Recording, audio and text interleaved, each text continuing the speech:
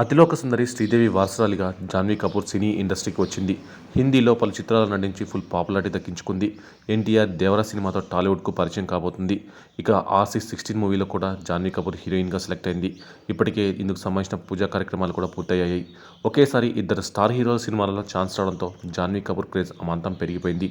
ఈ అమ్మడు ప్రస్తుతం వరుస సినిమాలతో దూసుకుపోతుంది. అలాగే సోషల్ మీడియాలో ఫుల్ యాక్టివ్గా ఉంటూ బోల్డ్ ఫోటోలతో రచ్చ చేస్తుంది. ఇక జాన్వీ కపూర్ పర్సనల్ విషయానికి వస్తే ఆమె గత కొద్ది కాలంగా శిఖర్ పహారియాతో ప్రేమలో ఉన్నట్లు సోషల్ మీడియాలో వార్తలు వస్తున్నాయి. ఈ క్రమంలోనే ఈ అమ్మడు శిఖర్తో కలిసి ఎన్నోసార్లు కెమెరాకు చిక్కింది. దీంతో వీరిద్దరూ నిజంగానే లవ్లో ఉన్నారని అంతా నమ్మేశారు.